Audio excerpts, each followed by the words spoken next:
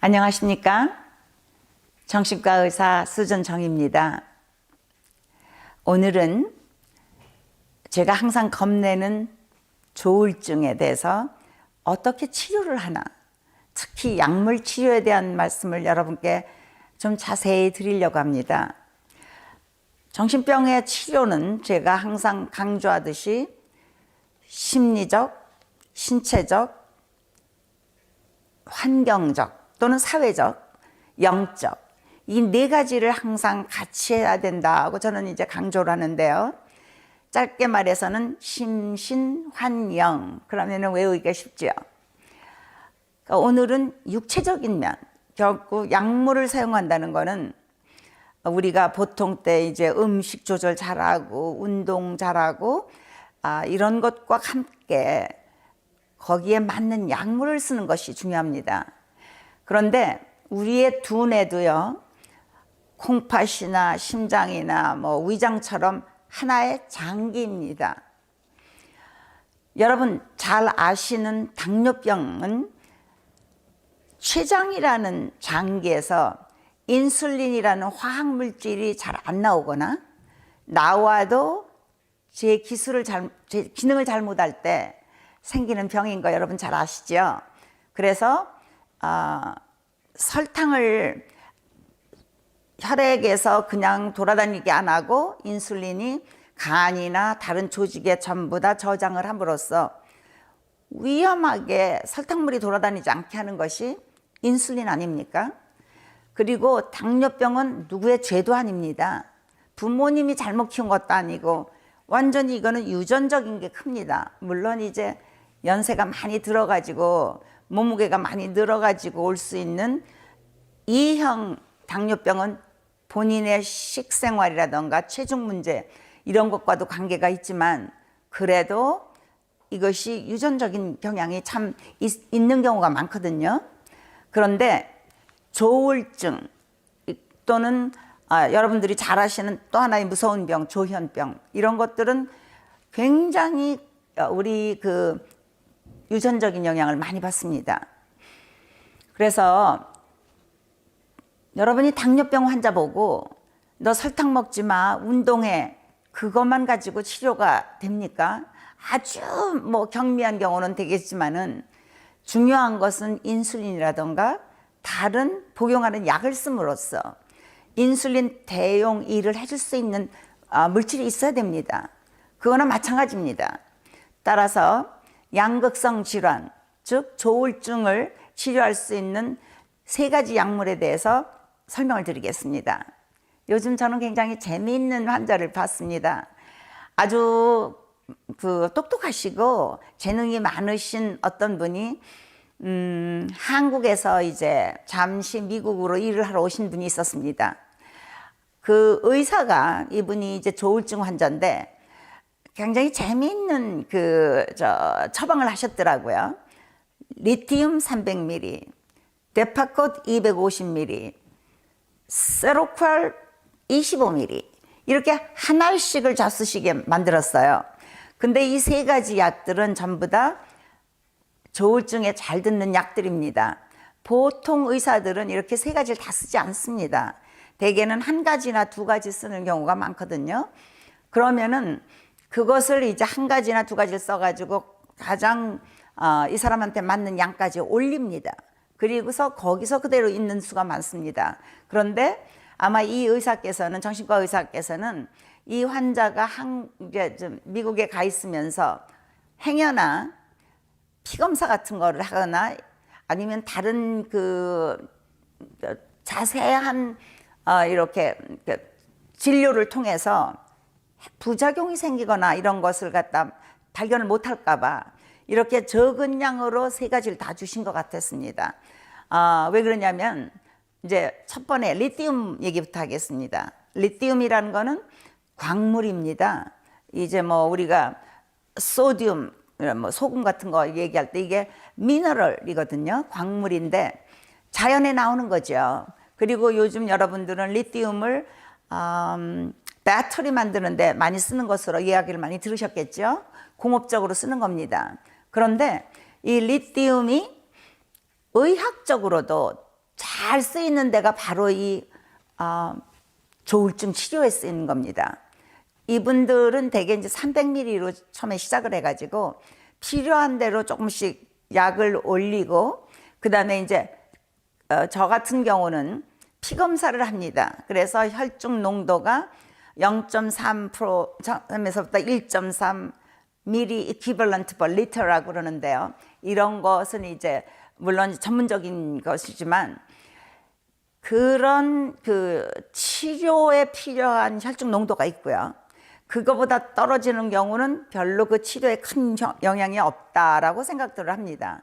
그러나 그게 아차 잘못하면은 땀을 많이 흘린다던가 너무 더워가지고 아니면 혹시라도 뭐 이뇨제를 쓴다던가 그러면은 수분이 빠지게 되면은 농도가 확 올라가겠죠.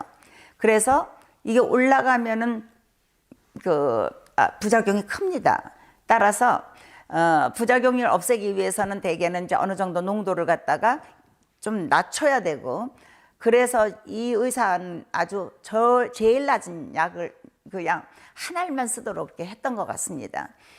어쨌든 리튬이라는 것은 광물질인데 대개는 300ml짜리를 쓰고, 또는 이제 몸 안에 오래가는 식으로 ER, Extended Release로 만드는 약들은 500ml짜리도 있습니다. 그리고 이 약은 대개 이제 콩팥으로 몸에서 나갑니다. 이 일을 다 한 후에. 그래서 콩팥이 튼튼해야 됩니다. 만일 콩팥에 문제가 있으면 이 약을 쓸 수가 없고요. 제 환자 같은 경우는 20세부터 이제 약을 쓰기 시작해서 65세까지 약을 쓴 분이 있습니다. 제가 이분을 한 50세부터 이제 한 15년간을 봤는데, 그때 되니까 콩팥의 기능이 조금 떨어지더라고요. 그래서 양을 좀 줄였고, 그 다음에 이제 당분간 약을 끊었다가 그 다음 약을 썼었습니다. 그리고 리튬 말고 다음으로 많이 쓰이는 약은 데파콧이라는 약인데요. 이거는 간질약입니다. 아니 내가 왜 간질 환자도 아닌데 간질약을 써야 되느냐라고 이제 많은 분들이 물으세요. 근데 그걸 이유는 이 간질이라는 거는요, 우리 두뇌에서 이게 전기가 흐릅니다. 그래서 낮에는 알파 리듬이라고 그래서 좀 빠른 게 있고, 밤에는 테타 리듬이라고 그래서 조금 느린 서파가 있는데, 이게 정상적으로 이렇게 웨이브가 나가지 않고 갑자기 막 이렇게 이상하게 되면은 그때 생기는 게 간질입니다. 그래서 이 간질을 막는 간질약 중에서는 우리 그 두뇌에 있는 신경세포에서 나오는 화학 물질들도 너무 많거나 너무 떨어지거나 이렇게 되면은 정서의 변화가 오거든요. 그래서 그거를 잘 이렇게 스테이블하게 만들어 주는 것이 이제 치료제인데, 이 간질약들이 그 일을 합니다. 그래서 제가 잘 쓰는 약, 모든 의사들 지금 이 환자도 쓴 것은 데파콧, 그리고 valproic acid라는 것이 이제 화학약인데요. 데파콧은 일반 이름입니다.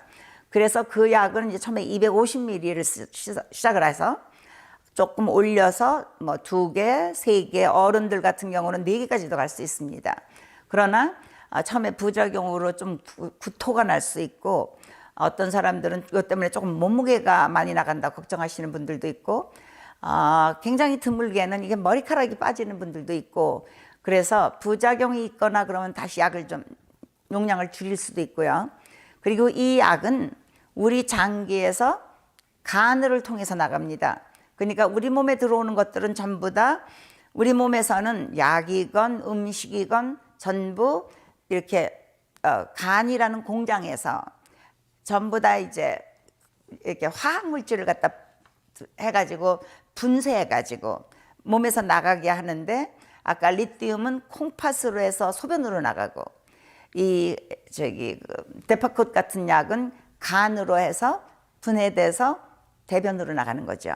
그래서 지금 데파콧도 굉장히 좋은 정서 안정제입니다. 그다음에 이제 세 번째는 우리가 소위 말하는 항정신제, 이게 major tranquilizer라고도 그러고 antipsychotic이라고도 그러는데, 거기에 이제 여러 가지 약물이 있습니다. 헬돌이라던가 또로진 같은 거는 제1세기 항정신제입니다. 옛날에 나왔었는데 이 약이 얼굴도 좀 뻣뻣하게 하고 손도 이렇게 조금 뻣뻣하게 하고 그런 부작용이 있고 이게 막 이렇게 얼굴이 뻣뻣해지다 보니까 좀 침도 흘리고 좀 이러거든요. 그래서 환자들이 이걸 싫어해가지고 제2세대 항정신제 나온 약들이 리스페리돈, 올란자핀, 아빌리파이, 세로퀄, 지오돈 이런 5가지인데요. 이 약들은 그런 게 하나도 없고 아주 굉장히 얼굴도 그냥 평소하고 똑같이 아주 소프트하고 뭐 이런 식으로 그러니까 뻣뻣한 게 없는데 나중에 무슨 일이 생겼나 보면은 입맛이 너무 좋아져 가지고 살이 쪄요. 그래 가지고 살만 찌는 게 아니라 혈당도 올라가고 콜레스테롤도 올라가고 그래서 그런 걸 보고 대사, 신진대사, 메타볼릭 신드롬, 대사 증후군이라고 그러지 않습니까? 그런 걸 초래합니다. 그래서 이 약들을 또 조금만 쓰면 근데 별 큰 문제는 없어서 제가 아까 말씀드린 환자는 세로퀄 25ml면 굉장히 작은 약입니다. 그 정도 써가지고 그렇게 큰 대사 증후군 생기지 않거든요. 그래서 이런 약들을 쓰면서 가끔 6개월에 한 번 정도는 피검사도 하시고 혹시라도 당이 올라갔나 콜레스테롤이 올라갔나 그 다음에 콩팥 검사, 간 검사 하시면서 굉장히 이 약들이 예방을 합니다. 그냥 있다가 보면 이게 언제 또 올 수가 있거든요. 그러니까 이런 힘든 병을 앓고 나서 그 다음에 놀라셨겠지만 그 다음엔 다시 정상으로 돌아가는데 혹시라도 재발될 거를 막기 위해서는 작은 양으로 계속 쓰시면은 아주 좋은 효과가 있습니다. 여러분 오늘 제가 말씀드린 것이 도움이 되셨으면은 좋아요와 구독을 눌러주시고요. 그 다음에 알람 설정까지 해주시면은 정말 고맙겠습니다. 이 다음에 또 다른 재미있는 내용을 가지고 찾아뵙겠습니다. 안녕히 계십시오.